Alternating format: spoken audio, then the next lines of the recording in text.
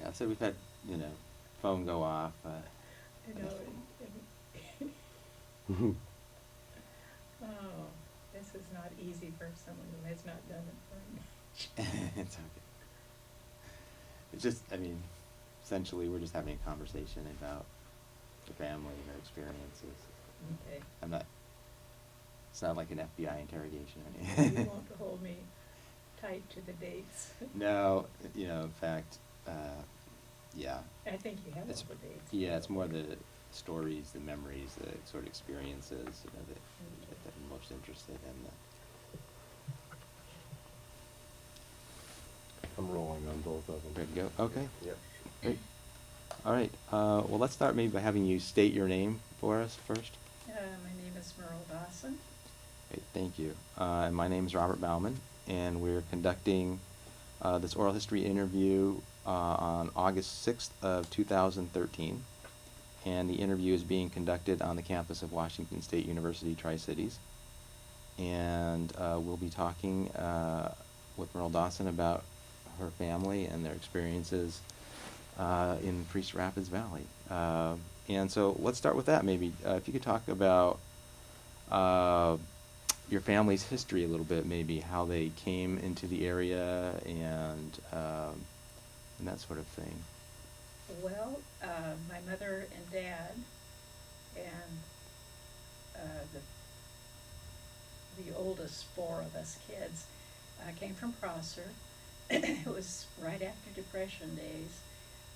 Dad had hired on to work at Midway in the construction. It was under construction at that time. So we had about a month left of kindergarten school for Mhm. me, I'm Mhm. talking about myself. And we went to Hanford to be near my dad. And we stayed with my Aunt Nell Clark and her family that had a home there at Hanford. My dad then, and I finished my kindergarten there at Hanford. My dad hired on then at Priest Rapids as an operator at the little powerhouse. And they needed an operator, so there was an empty house there at the time. So they moved us up, or we moved up to that house, and that was in May of 1941, I believe, the end of May. And that's how we got there. Dad needed the job. Mm-hmm. And so you worked in construction?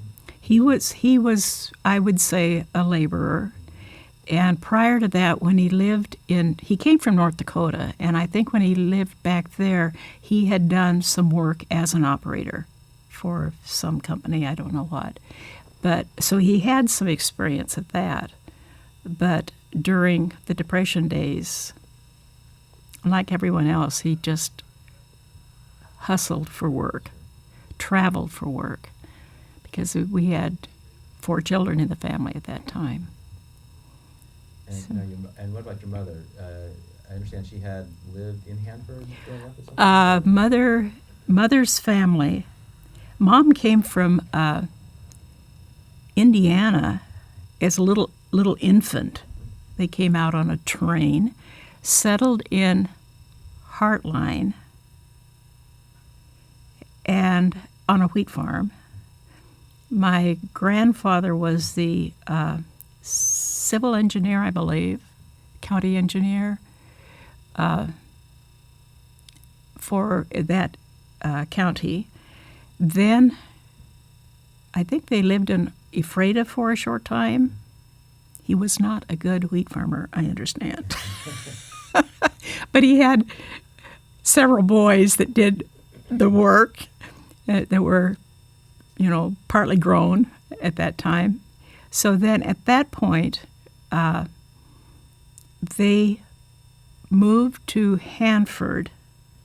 Mother was a young child, and they farmed at Hanford, and my grandfather was a surveyor. He did the survey work for the soldier homes at Hanford, and my Uncle Howard, his son, helped him. That was part of one of the things. And he was also the engineer on some of these little bridges you'll see. One was across Crab Creek. I don't even think it's there anymore. But then about the time I think that Mom was entering high school, they moved to Prosser. She went to school in Prosser, high school in Prosser, and that's where she met my dad, and they married. And I was trying to think, how many years would it be later? I don't know. But anyway, when I was in kindergarten, that's when they left Prosser. Okay. But Mom actually graduated from Prosser High School. And what was your grandfather's name? Stradling was the last name. Stradley. Edward was the first name, Edward Stradling. Did your mother talk much about her time growing up in Hanford? A lot. She loves stories. Mom was a great storyteller. She tells about her and her brother John that were not the youngest, but next to the youngest, too, in the family. It was their job to herd the cows, bring the cows in, make sure they didn't run off when they went out to graze. She liked to tell stories of Grandma and the kids going down to the river they'd catch fish there at Hanford and clean them and cook them over a fire. Also about Grandpa driving his car out across the road to Prosser, where he did a lot of his survey work, and getting stuck in the sand and that kind of thing. And they would send her along so that if he dozed off, she could wake him up, keep him on the road, things like that. I don't know how much truth was in all of that, but they made great stories to entertain us kids. And my grandfather also laid out the cemetery in Prosser. He did the survey work on that. That's where my grandparents are buried. And so, did they have a dairy farm? What sort of farm did they have? You mentioned their cows. In Hanford, Yeah. they did not have a dairy farm. That was just the family cows. And I think they sold butter and milk to the hotel, but they didn't have a herd, to my knowledge. They raised broom straw, sorghum, and something else. I think strawberries, maybe. But it was row crops, or what they raised. Yeah. And then you said you spent very sort of last month kindergarten year. Right. We moved to Hanford from Prosser. Daddy was up at Midway working, and we stayed for a short time with my aunt, and then we got a little house, rented a little house. So we were there, I think, probably the last month, maybe 2 months of my kindergarten age. Any memories from that time at all? The only thing I can remember is I would have to walk home by myself, and I would get lost. And I could always spot our house if I got over the right hill, because there was a big wash tub hanging on the side of it, on the outside of it. That's my memory. But no, I can't remember Hanford myself at that age. And what was your aunt's name? You said It was Frank Clark and Nell Clark, and she had 6 boys, Benny and Walt, that we called Kildee, but those fellows are still here in Richland. They still live here in Richland.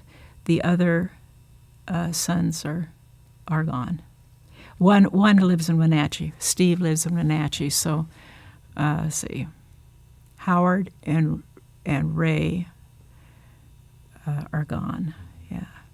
And so was that your mother's sister? Mm-hmm. Aunt Nell was Mom's sister.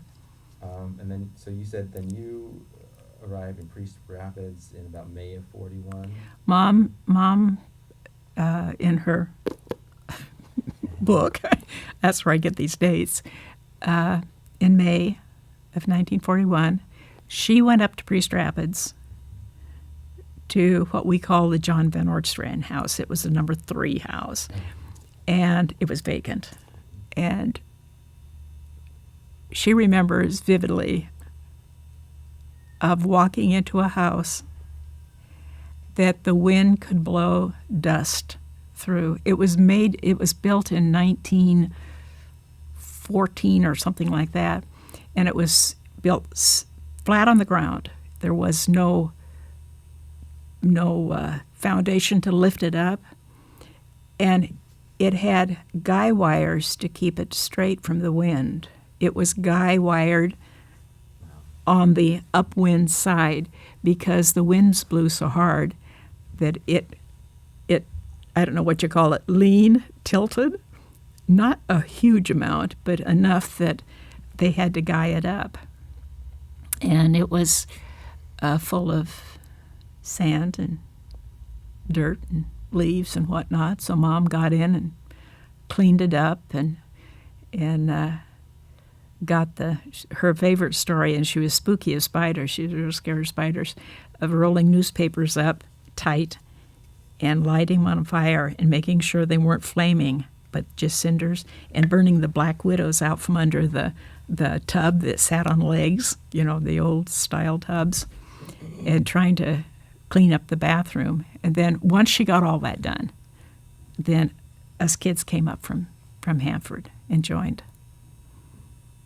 And my first recollection of being at Priest Rapids was Daddy got us 4 kids out of our old Oakland car, stood us up, and said, "Remember one thing, there are a lot of rattlesnakes here, so be careful where you step, where you walk, and where you put your hands." That was my first memory of being there. So how long were you in that house? We were there a couple of years, I think. And then when we moved to Priest Rapids, there were 3 operators. My dad, an operator named Les Brooks, and his elderly mother lived with him, and Joe Murrel. And Joe Murrel lived in what we called the first house number 1. And it was a well-constructed house, needless to say. It was one that was built later, evidently. Okay, those were the people that worked at the powerhouse. Joe Murrel left. He, I think, went down to Hanford to work for something. And a man named John Van Ortstrand moved into our house, and Mom moved our family over to where Joe Murrel had lived, which was a much better house, because the first house we lived in was, like I say, flat on the ground, and it was very, very common to find snakes in our bottom cupboard. Never found a rattlesnake, but bull snakes would get in there occasionally. And so she didn't like that house. Mom didn't like living in there. And so anyway, we went to Joe Murrel's house when he moved. And I can't remember for sure the time frame on it, but we probably lived in that first house a couple of years. So what sort of community was Priest Rapids at the time? I mean, could you describe what it was like living there, people who were there, that sort of thing? Mm-hmm. Like I say, there were 3 operators, which meant the operators that worked at the plant, they did not rotate shifts. They were on a given shift. My dad was on graveyard, and he worked 7 days a week, no days off, graveyard, until the Pacific Power and Light Company came and leased the powerhouse. And I think that was something like 2.5 years, which made it tricky to go to town to get anything. Okay, so it was Dad. The other two operators, like I say, was Joe Murrel and Les Brooks. They did the same thing, except one was on days and one was on swing, and Dad was on graveyard. Then the ranch house, which was Brown Brothers and Sisk's ranch house at that time. There was Cassie. Well, first of all, there was Bob Sisk and his wife Della, and Della's daughter Cassie McGee, her son Russell McGee, and his wife Chris, and did I leave? Oh, Wynn Brown was also Della's son. So Wynn and Russell were brothers, and their sister Cassie. They were at the ranch. The depot had one fellow living there that I remember. I think it was just the one, and his name was Bill Mays. And that was it. Plus, then at the Indian encampment was about 2 miles up the river from us, and they were there only in the winter because they went out in early spring, to work at Moxie. Firstly, they helped in the orchards at Vernita before they completely left. They went down and helped pick fruit, and then they went on into the Moxie area to work in the crops, usually the hops, I think. So they were there in the winter. They came back in the fall when the crops were in. They came back to Priest Rapids, right, and spent the winter. Did you interact a lot with Not on a social level. Johnny Buck, the chief at that time, would come down to our house from time to time, not often, but from time to time. And when he had to have letters written, he would ask my mom to write letters for him. And he would sit and talk to her, and she would write whatever it was that he needed to say, and would address the envelope for him and put the stamp on, and then I assume he would mail it at the depot. One year, I think it was only 1 year, that Martha Johnny brought her teepee down and set up beside our house. This was when we were in the ranch house. And so that the two boys, Bobby Tamanawash, later known as Robert Tamanawash, and Lester Umtuck, stayed with her so they could go to school with us. And Bobby was the same age pretty much that my brother Dean was at that time, and so they hung out a lot together. So tell me a little bit about the school in the area. Was there a bus that you took to school? About how many kids were in the school, that sort of thing, and any specific memories or okay. stories? When we started school, Mother tried to get a school started at Priest Rapids because there was none. And believe it or not, it's under the Sela School District at Priest Rapids, but she found that out. So she went to the school district, and they said no, it would be too expensive to start one there. So they evidently came into some kind of an agreement with the folks that they would drive us down to Vernita School, that was an established school daily, and then the school district would reimburse Daddy for the expense. And according to Mom's book here, it was like $45 a month to do that, which was big money because Dad was working for $45 a month in warrants. That's how he was paid before the power company took over. So cash money was unheard of. It was warrants. Okay.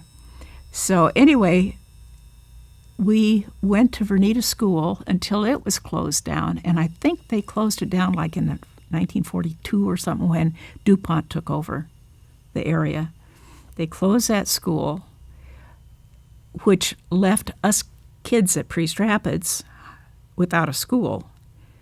Mom went back to the Sela district, and they reopened the Priest Rapids School, which is the photograph I've got, and hired a teacher to come in, and there was no place for her to live, so Mom boarded her until it was about that time that Brown Brothers and Sisks had to leave Priest Rapids because of the Manhattan Project. They were forced out. They resettled at Vantage. And that left the ranch house vacant. But then the power company, by this time PP&L, Pacific Power and Light Company, had, if I've got my timeline right, had taken over, and they had leased the ranch house for the fourth operator to live in. But Sisks were allowed to stay for the lambing season. They got a Quonset hut and set it up out in the field by the house, and the family moved into it while the power company took over the ranch house, which seemed to me unbelievable, but it did. That's what happened, I guess. So then the teacher had the little house by the ranch house to live in. So Mom, she moved over there. Then we had our school there at Priest Rapids from that point on until 47, 48, I think, was probably the last year that school ran. But I wouldn't swear to that. It may have gone another year. That was the last year we were associated with it. So how many students were at that school then in Priest Rapids? How many? Okay, there. One year, the two Indian kids, Bobby and Lester, Dean and myself, Edgar, my brother,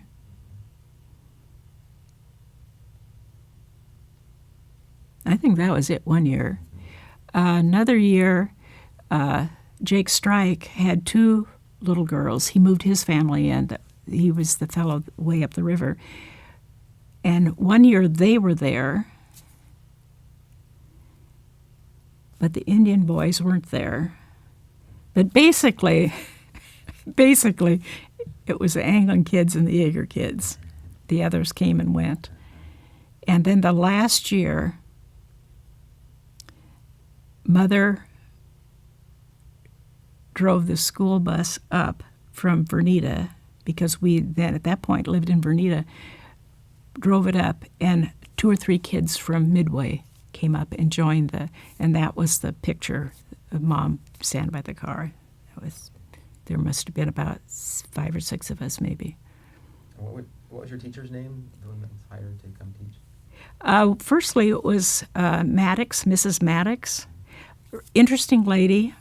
She only had one arm, but it was amazing. She could do everything. She lived independently. She was there a couple of years. Mother was a little upset with her because she took school up at 10 and let us out at 2. and we were all in different grades. So Mom didn't think she was covering what we needed to learn. Nice lady, but she did like to hold Sunday school more than she did regular school, which was okay, but we really needed to know some basic education. So anyway, she was replaced by, oh goodness, who was she replaced by? I know, it was Miss Thompson. She came in, she was a very good teacher. She was scheduled to, she was going to be teaching 1947-48. The only reason I remember those dates is the lightning struck our house the weekend before school was to start and burned it to the ground. That was the ranch house. Okay. So Miss Thompson was going to live in the little house beside the little, we always called it the teacher's house. And so when our house burned, obviously, we had to find a place to live.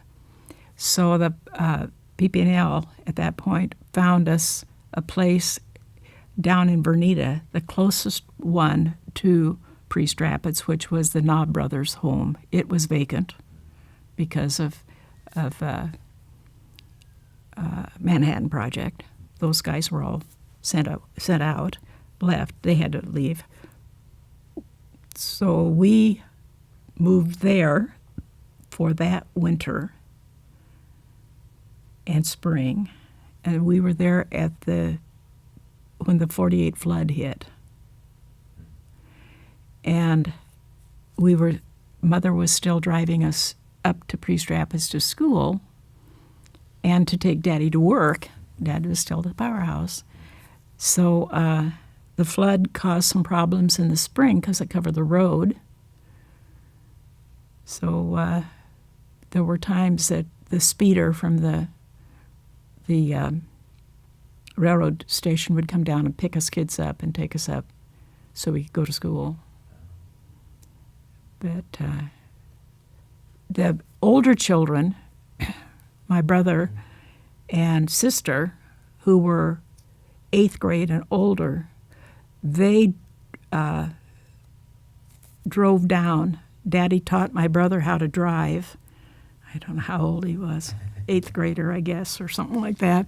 And he would drive down, and they would go to Sunnyside.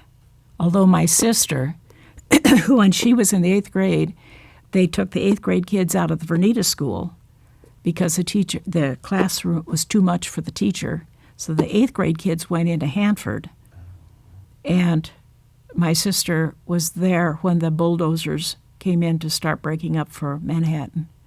She was at the school in Hanford. Yeah, she went to 8th grade there.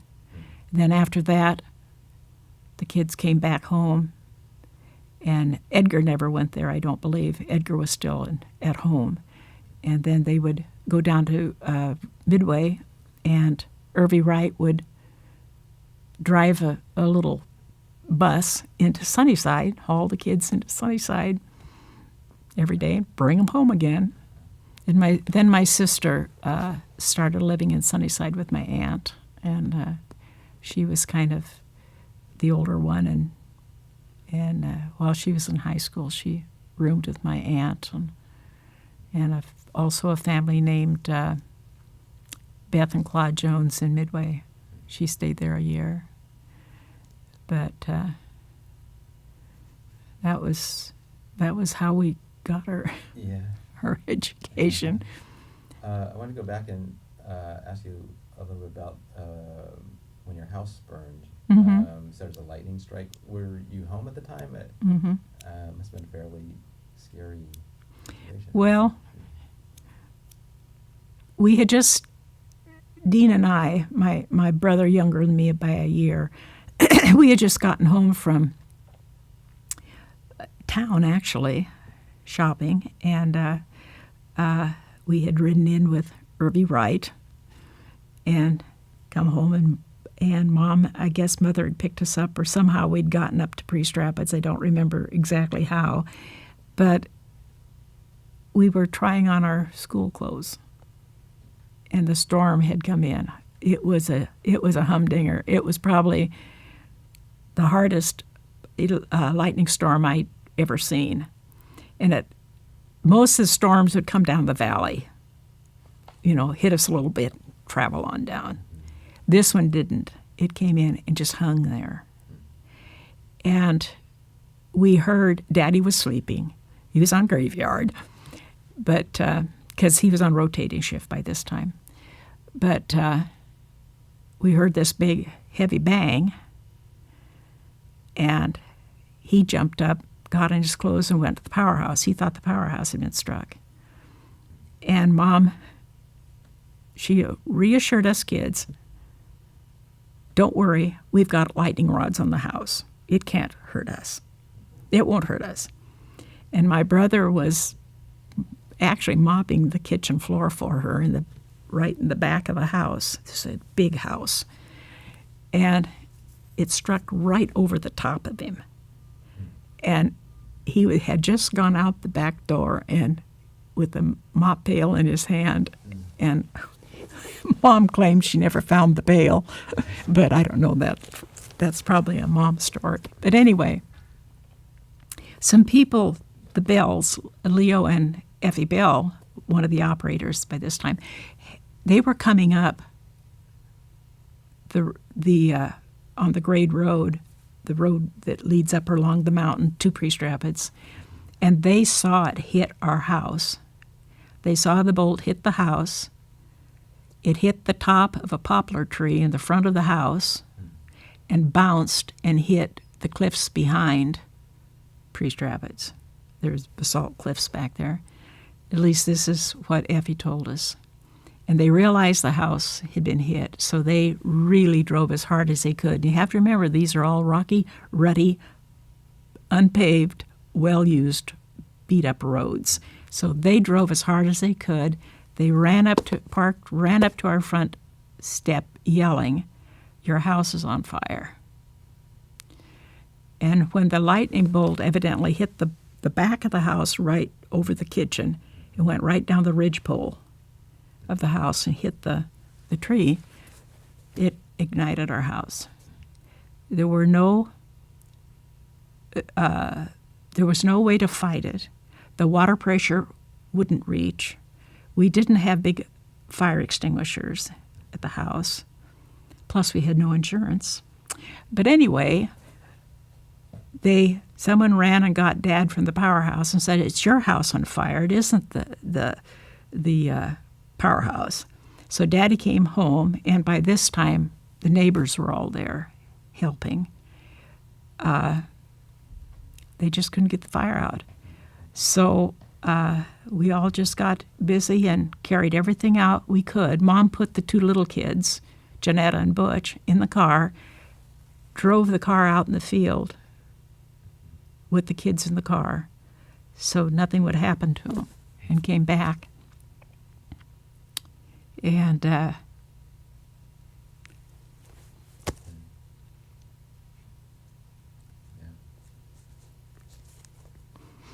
That'd be very hard, yeah.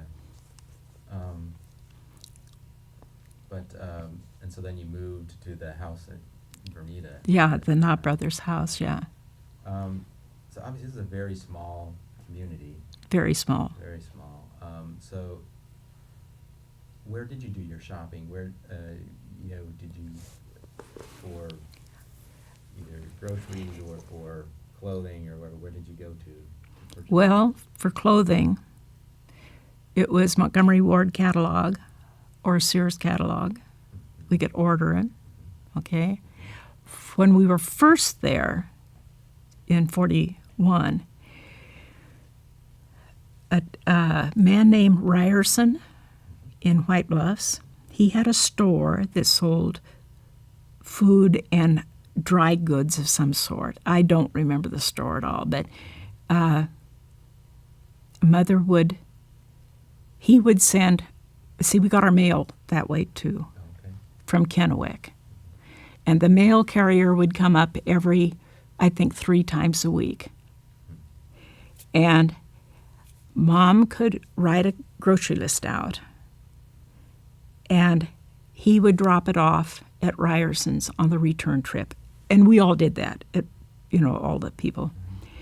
And Ryerson would take warrants. He would cash a warrant for us.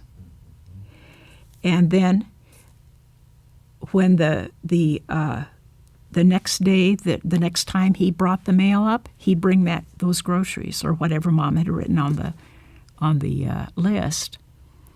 And I said, gee, Mom, how did you? I don't ever remember not having some kind of meat on the table, or we never had fresh vegetables to speak of, but how did you do that? You didn't have a refrigerator. And she says as soon as the meat got there, she cooked it. She cooked it all. And we had lots of beans. We had lots of those kinds of things, but never missed a meal. Okay, then later, also when Daddy was working 7 days a week with no days off, he would get off work at 8 in the morning, and Mom would get up really early in the morning and take him down, stuff so he could shave and get cleaned up and a change of clothes. And she'd cook his breakfast. She always cooked his breakfast and took it down or whatever, Then she'd get us kids up, get us all fed, get us all cleaned up, dressed, in the car. Daddy'd come up. He'd get there about 10 minutes after 8, get in the car. We'd drive to Sunnyside usually because it was closest. And occasionally they would go into Hanford, I guess. But then we'd time it so he could get home and catch a couple hours sleep because he went to work at midnight again. So that was how they had to work it. Because the other operators, they couldn't fill in for him because if they took a graveyard, they would have had to, so that's how we did it. There's a lot of work on Mom's part, and a lot of work on Dad's part. Sure. Right. Were there any, I said this is a very small community, were there any sort of community events you remember, celebrations of any kind? That sort of thing? 1 or 2 times I remember once it was on the 4th of July, and I think what got us all together, there was a grass fire broke out. And, of course, like I say, if there was a problem, everybody came to help. And it ended up that after the fire was out, I think Dad killed a couple of chickens and Mom fried them. And Bill Mays brought some ice from the depot. They had an ice place, ice thing where you could keep it in sawdust. And they made ice cream. And that was one of the gatherings I do remember. And but Vernita School would have programs, and all of the farmers that still live there, Vernita, would come to those programs. Those were important gatherings. Yeah, they'd put on plays. The teacher would have them as kids learn little parts, and we'd put on plays and so on. But what about churches? Were there churches in the area? no. The church, one of the teachers at Vernita, what was her name? Fisk. I don't know what her name was, but she married Frank Fisk while she lived there, so we remember her as Mrs. Fisk. She would hold a Sunday school class she was going to hold it on Sunday, but then everyone decided that gas was too expensive, so she would hold it on, I think it was Friday after school, because people came to get their kids anyway, so they'd have it then, so they didn't have to drive extra time. And our teacher at Priest Rapids, Mrs. Maddox, she wanted very much to hold church. However, Mom didn't agree with how she was doing it. That took care of that. I want to ask you, also then, how did you get news? Did you have a radio? Was there a newspaper that you got? You learned about things that were happening? We got a newspaper. It came down on Sagebrush Annie with our mail. Firstly, the mail, if I remember right, the mail came through Kennewick to start with. It was called Star Route, Priest Rapids, I guess. Anyway, then when that no longer could happen, I assume it was Manhattan that stopped that.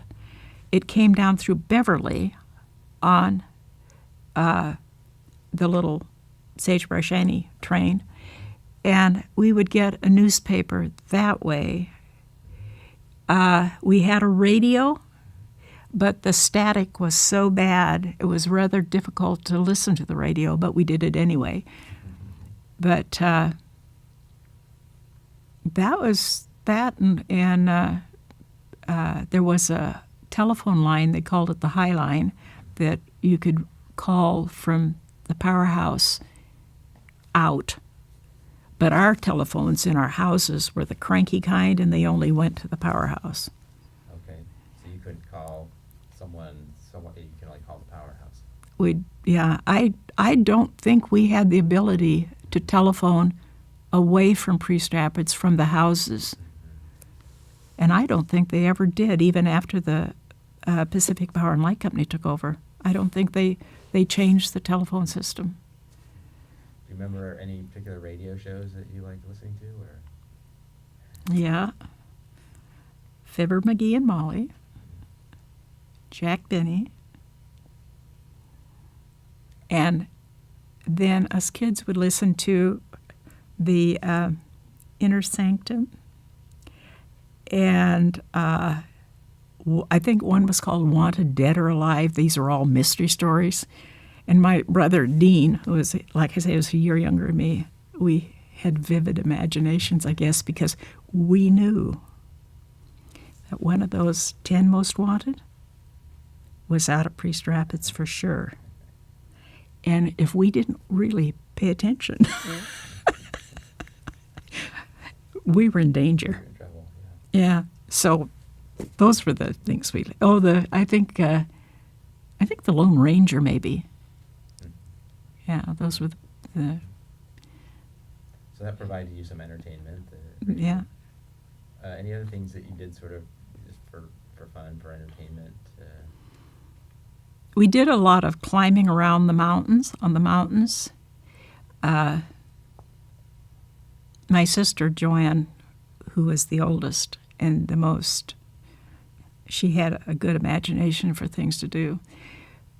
We would climb up in the canyons behind the settlement. And we found a hole in a cliff. Those cliffs were uplifts, I think you call them, like this. And you could climb in, there were shale slides, talus slides down between. And one of them had a hole through it at the base.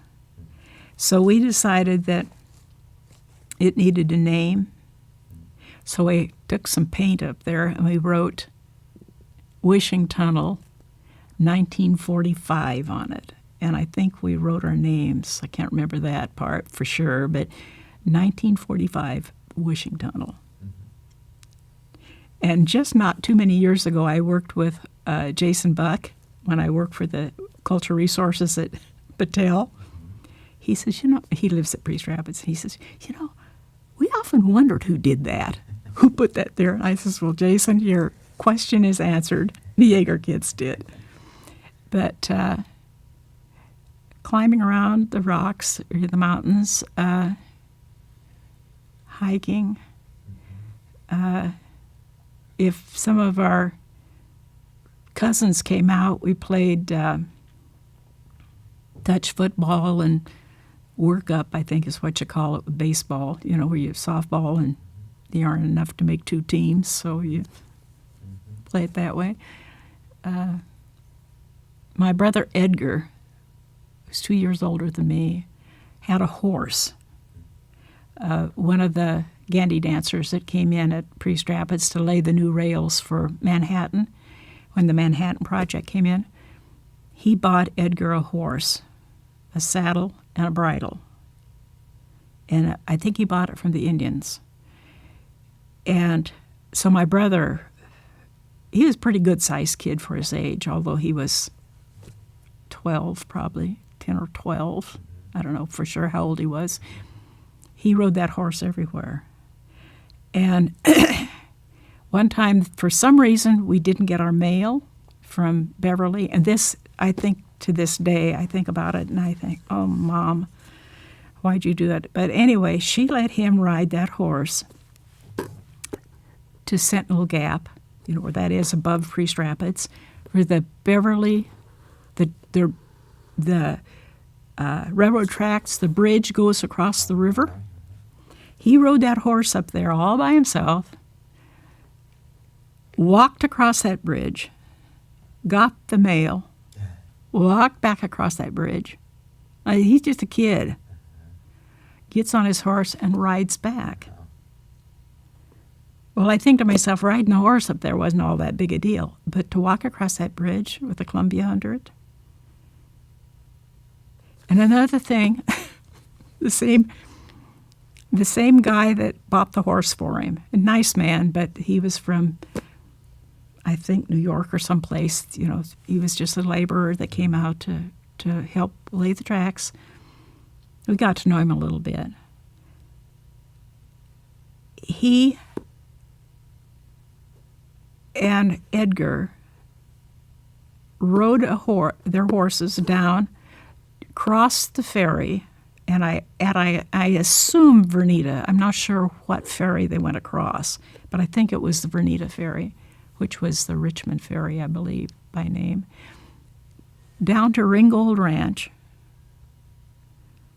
And he spent the summer there working for the Ringgold Ranch. Then in the fall, when it was school time, he rode his horse back up, came home.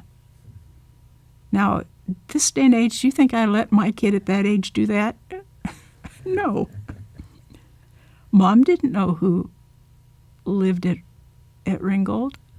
They weren't personal friends. But Edgar got to do a lot of stuff, and he also got to help the Indians run their horses in off the hill. They would have a roundup to brand the colts and count them or whatever you do when you run your horses in. And Edgar used to ride with them. He was not that old. I think, wow. Medina and I, we were the little ones. We had to make our own imaginary villains looking for us and things like that. So you moved there in May of 41. Obviously, America got involved in World War II in December of 41. I wonder how you heard about sort of Pearl Harbor and that sort of thing. Do you remember anything about that? I think maybe somebody called the powerhouse. I think that's the way we found out about that. But I do remember how we found out what they were making at Hanford. Edgar, my brother, went up to the depot, got the mail, and came back, and our paper, that's where we got our paper. And he opened the paper, and he said to Mom, I know what they're doing at Hanford. They made a bomb. It was on the paper. Now, I don't know if that came out in the paper a time, if there was a time lapse from the time of dropping it to it was on the paper. But that's how we found out, was when Edgar brought the paper in from the railroads. So before that, what sort of impact did Hanford have? I mean, did you know anything about what was going on? No, the main impact when DuPont took over, Browns and Sisks had to move their ranch. Okay, that brought in the fourth operator, which brought money to Dad and time off. That was our impact on our family.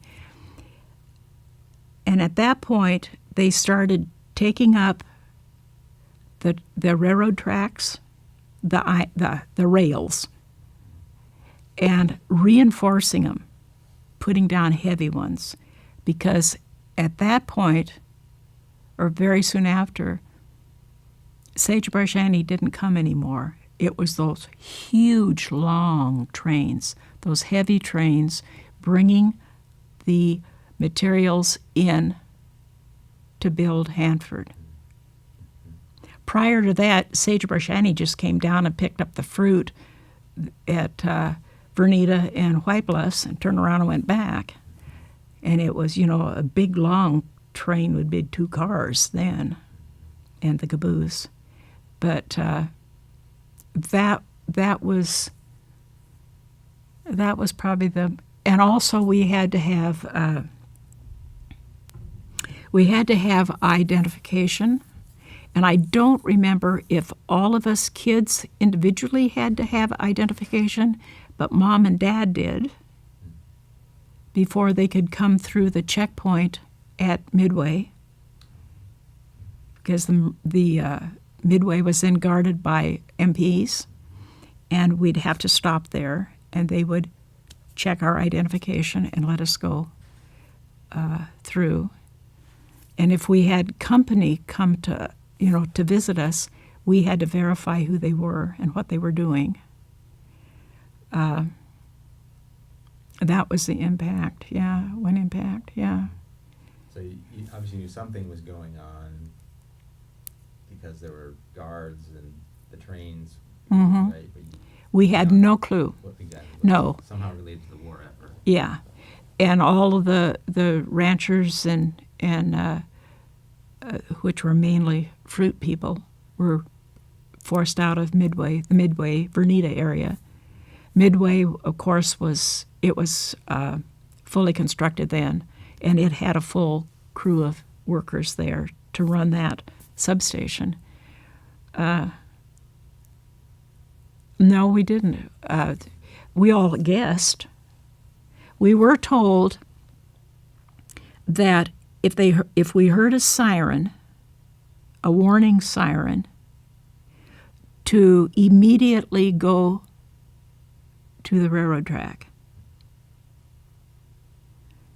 And there would be a train or some vehicle coming up the railroad track to pick us up and take us to safety. So we assumed that it was some kind of poisonous gas or something like that. That was our assumption. But no, there was not a clue. Not a clue. And you had aunt, uncle, and cousins in Hanford, Mm-hmm. And so they were still there in 43 and had to leave at that point. Is that Their place was taken over, yes, and they moved to Yakima. But by then, the 6 boys were grown, and we were teenagers, late teens, I think. And some of them, obviously, I think there were 4 of them, ended up in the military. But so no. you knew that the people in those communities had to leave. Mm-hmm. Yeah. The reason we didn't have to is that they needed someone to man the powerhouse. They needed those operators. But so they were Dad and the rest of them were allowed to stay. The Indians could come in and out, but they were not allowed to go down to their fishing areas, down at Hanford. They were also blocked out. But they could come into Priest Rapids and spend the winter and go out. And I don't know if they had to have identification or not. I assume that they probably did as a group, maybe. I don't know. Have no idea. And then how long did your family live in Priest Rapids? From May of 1941 until September of 47, when the house burned down. Then when we went to Vernita, we were there until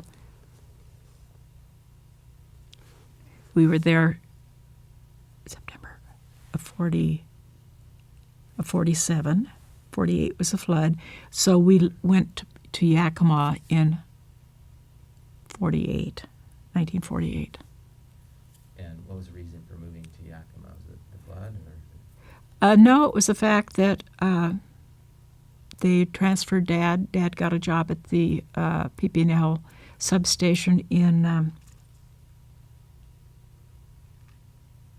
Union Gap, I think, or maybe it was Natchez. Anyway, they transferred him into. By this time, there were my little brother and sister were approaching school age. Dean and I were in junior high. Edgar was in high school. Joanne, of course, was out of high school. She was working in Sunnyside High School in the office as a secretary by that time. But it was just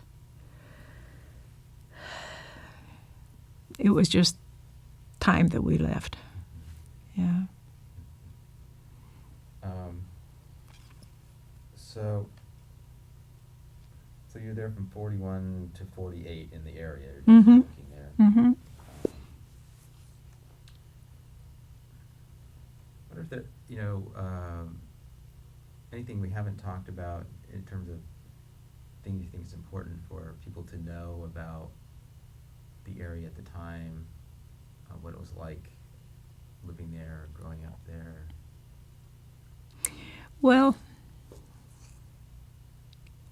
it was isolated. It was an isolated area to live, but it was a community, a close community. The ranch house had big alfalfa fields. See, there were one big long one and then one down there. And when it was, like for example, when it was hay cutting time, they had the baler and they'd bale the hay. And Cassie would sit on one side, the wire that poked through, and someone had to grab it and stick it in. My sister Joanne worked on one side. My brother Edgar bucked the bales. He's a real strong kid for his age. He bucked the bales. And lambing time was, for me growing up as a little kid, I loved lambing time because they would bring, it was a sheep ranch, by the way, and they would bring somewhere around 2,000 head of sheep, maybe 3,000, I don't know, somewhere in that vicinity. They would trail them down the river, and we could see them coming. And that was so much fun, you cannot believe it. And Bob Sisk, the senior, the eldest of them all, he was really a great old man. And he would put up with me tagging after him every hour that I wasn't in school and Mom didn't have me doing something. During lambing season, Dean and I'd be up there, and we'd hang out in the lambing sheds, and a couple of the Indian fellows would come and help with the lambing. Cy Tamanawash was one of them that I remember. And it was just a lot of fun. And Bob never talked to us much. He just put up with us, tagging after him. And he gave us a bum lamb for a pet. And we raised it. His name was Joe. And we raised it with our dog.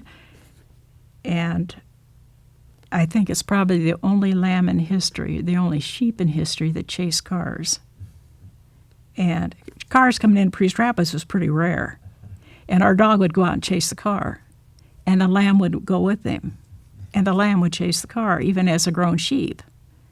And that would get the driver's attention when a sheep was chasing his car. And also, what was really strange, it would go swimming in the canal with the dog. Now, sheep don't go swimming. But anyway, I think the lamb thought it was a dog. But Bob gave us that lamb, and Mother raised it behind the kitchen stove in the winter when it was cold. This little lamb in the box, and she'd get up and feed it milk every couple hours, and Mom worked real hard. But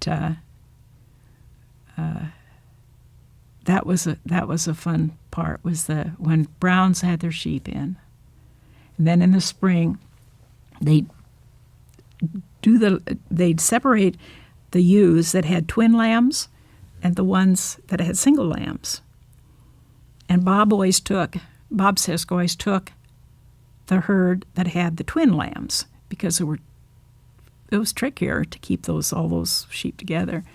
And so as soon as school was out, boy, I'd be out and I'd track him down, find out where he was. And I'm sure I sat and talked his ear off. He just occasionally would tell me a story about getting bear attack when they had the sheep up in the mountains and stuff like that, bear stories. And I realized when I was grown that they couldn't have been true, some of them. But that was all right. I didn't know I was a kid. So, and one time one spring, he came up to the fence, called me out, and said, "Got something for you." Reach in my saddlebag. So I did. And here's his old red handkerchief. Something was in it. And it was a little baby jackrabbit. A little tiny guy. His eyes weren't even open. He had found it and brought me one.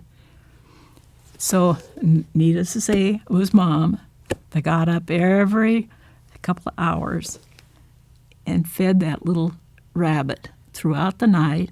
We got it going till it was big enough it sat on her fingers, made a little puddle, and it drank the milk out of her hand. And we raised that rabbit until it was a great big rabbit. And then I think the cat killed it. But that was Penny the rabbit. So those were things, just stories. Mm-hmm. Well, I want to thank you very much for coming in and sharing your stories and memories. Mm-hmm. I really appreciate it. Any other last things? One thing I thought was interesting, and I don't know how many people ever saw it, was the balloon that was shot down at Coal Creek. We were going out to town one afternoon, late afternoon, and we came up from off the Vernita Hill up, and we were headed toward Yakima at the Y, and there were so many security guards, you could not believe it. They were everywhere in their cars. So we slowed down, obviously, went around the corner to go to Yakima or Sunnyside, either one. And out in the field was a big dirigible balloon that was deflating. And, they just waved us straight through. Just go for it. So we did, but of course this added to my brother Dean and my imagination. We knew there was an enemy had come in on that balloon, and he was hiding up in the canyons behind our house. We knew that. We really had to be careful. No mention of that anywhere in anything, that balloon, until after the war. and it was shot down. And I'm not really absolutely certain what, but it was either a Japanese balloon. I think it was a Japanese balloon that they had shot down.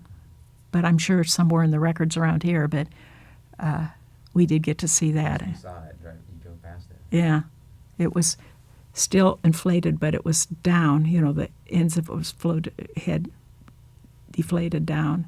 But I didn't know there were that many securities in the world that were around that site. But, I was going to ask you if after the war ended, Mhm. did the security change at all, or did it, in terms of your parents having to show identification and that sort of thing, did that continue still after the war? Do you know? we couldn't go into Hanford. We were stopped at about I think that we could then go back and forth there at Midway, but I can't really remember for sure. Yeah, I can't really remember for sure, but I do know that we could not go into the Hanford site. And it would be, if I remember right, it would be about where Vernita Bridge is now, where Bergman's land is. I think that was as far as we could go. Yeah. Right. Well, thank you again. Mhm. I really appreciate you coming in. Okay. Sharing memories. It was fun. I love to tell stories, as you can well tell.